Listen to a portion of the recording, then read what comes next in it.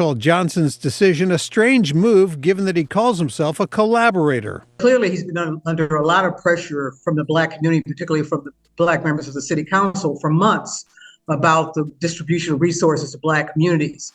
And perhaps he felt as though if he made this kind of a commitment to migrants, that there'd be a lot of backlash. No one in the state of Illinois, in this country, is questioning Mayor Brandon Johnson's commitment to this mission. In Chicago, the Black community is starting to make their presence known, especially when it comes to this migrant situation. You have the Chicago mayor, Brandon Johnson, who's been all gung-ho about inviting the new arrivals into Chicago. But recently, Brandon Johnson backed out of additional funding for the migrants. I wonder why he did that. There's a lot at stake for the migrants, with Chicago bearing the responsibility for providing shelter. The county covers health care, and the state provides the wraparound services and relocation. But there's much more at stake for the mayor, with the question about, will the city commit to paying for care? The warmer temperatures and sunny skies providing a welcome respite for migrants hanging out outside this shelter in Pilsen. But the future may not look so sunny after Mayor Brandon Johnson backed out of a commitment with the county and state for the city to contribute $71 million to care for migrants through the end of this year. Chicago has borne the brunt of this crisis, in particular the south side of Chicago and those areas that they feel are not valuable enough, so therefore going to put the migrants in those areas. I think that Mayor Brandon Johnson seems to want to hold a moral high ground that he is absolutely entitled to, given all that Chicago has done for this population. But we need to continue to see his actions and money match that sentiment. Last week, Mayor. What about the sentiment of the people in Chicago? What about the residents of Chicago? What about their sentiment? What about what they're feeling? That stuff doesn't matter to people like her, I assume. Johnson refused to commit to new funding for migrants, despite the state and county pledging a combined $250 million.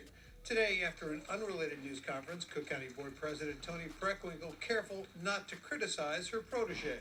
Are you disappointed that the mayor agreed to the city's portion of the funding and then backed out? As I said, I've worked with the governor and the mayor to try to meet the challenges of the new arrivals since August of 2022, and I'll continue to. Look what she called them, new arrivals. They've gone from illegal aliens, what they were called back in the 80s, to illegal immigrants, to migrants, and now to new arrivals. Man, you see what liberals do with language? They've twisted the language to the point to where now you don't see the fact that these people came into this country illegally. They even forgot that they at one time used asylum seekers. Now they're new arrivals.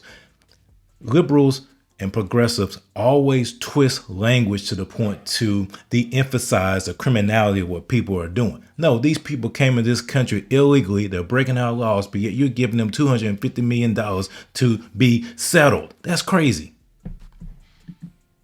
Political observers call Johnson's decision a strange move, given that he calls himself a collaborator. Clearly, this ain't a strange move. He knows what is going on. He knows the heat he's feeling when he goes home every day. This is not a strange move. Actually, it's pretty smart. It's probably the smartest thing he's done since he's been in office.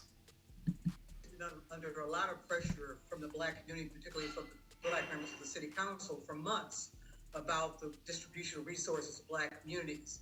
And perhaps he felt as though if he made this kind of a commitment to migrants, that there'd be a lot of backlash. No one in the state of Illinois. Yeah, it's been backlash, but it's too late, Brandon Johnson. People in the Black community and people in the city of Chicago know who you work for. You don't work for them. You don't represent them. You represent the puppet masters that are holding the strings over you, the purse strings over you, and dictating to you what you're doing. Now you're trying to backtrack, but people's too late. It's too late. People in Chicago know what you're all about, Brandon Johnson. Now, some are.